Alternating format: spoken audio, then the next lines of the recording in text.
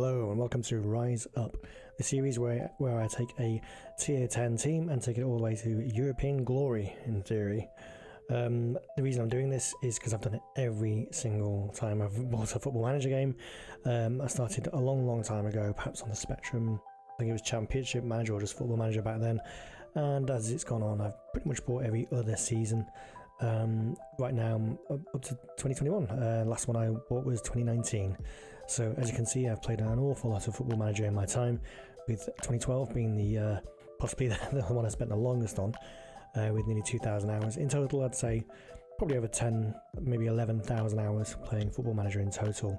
So yeah, it's definitely one of my favourite games of all time. I think I've enjoyed some real highlights before. I've taken San Marino to some pretty high FIFA rankings. I wouldn't say I've ever won the World Cup with them though, but that's one of my highlights. I've taken Western Supermare to Champions League glory as well, but this is the first time I'm actually recording it and showing basically how I do it. So hopefully you enjoy this, and I can show you how we get on. So this is where I started. I started with Worcester Raiders in the West Midland Regional League Premier Division. Basically, the reason I chose these is because they've got, frankly, an amazing stadium for this level, 12,000 seater.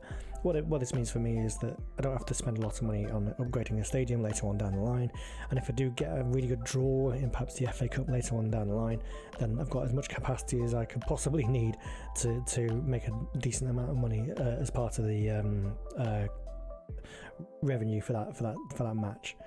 It looks a bit silly at this stage, having a 12,000 seater stadium, but it is a really good benefit at this stage of the game.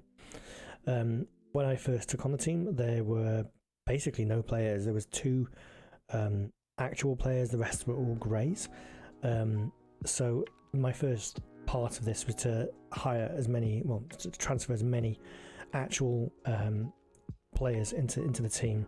If we look at the transfer history, we can see that lots and lots of players were brought in. I did basically what happened was I transferred a load of people in, and then as they were not good enough to stay in the team, I just free transferred them out. The reason that I could do that is because they're all non-contract players at this stage.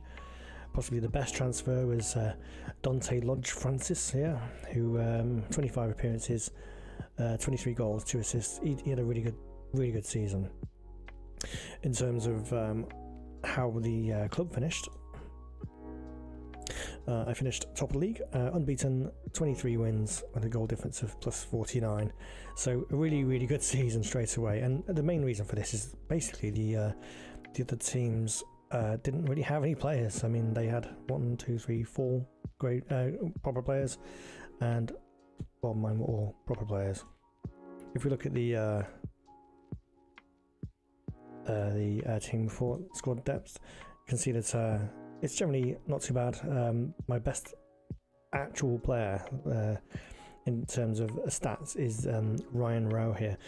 The problem with Ryan Rowe is that he was one of 2 players which actually started the season on the books, and he got paid £425 a week, and is still getting paid £425 a week until the end of this month. Incredibly expensive at this level. I shouldn't be having players like that, but he happens to be the assistant manager as well, so he will be going along with, I think there's one other player with a contract. Let's just have a quick look. Finances, I think it's on the squad, isn't it? Players.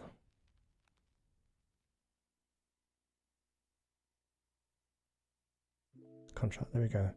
So wage. So there's a few youth players. This is a mistake I made.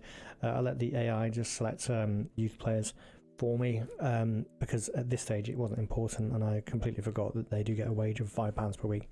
So that's going to cost me a fortune over the course of the year. But these players are most likely not going to get a game. So I need to just let those contracts expire. But that's 2023, so that's going to be a little while away. In terms of tactics, this is how I line up. I play 4 at the back, defensive midfielder, 3 central midfielders, and 2 strikers. The reason I do this is so that I don't have to hire or scout wingers or attacking forwards. it just makes it a lot easier. I only have to search for central midfielders. Generally, I try to do kind of a box-to-box one, or like a midfield kind of enforcer, and then the others. Basically, it doesn't really make a difference. They can just, at this stage, the stats aren't important enough. It's just getting players in and making sure that they're better than everyone else. And so there we go. Ryan Rowe's going to go, but he hasn't really done an awful lot. Yeah, he did score a few goals at the start. That's because he was my only player. And then once, well, as you can see on the tactics here, he's not considered the best. I've got Bridge and Lodge Francis who are better. So Rowe will be going. This is how my finances finished. I started with about I think £300 in the kitty. It was a real trouble with having such an expensive player. The other issue I had was that the staff were incredibly expensive as well.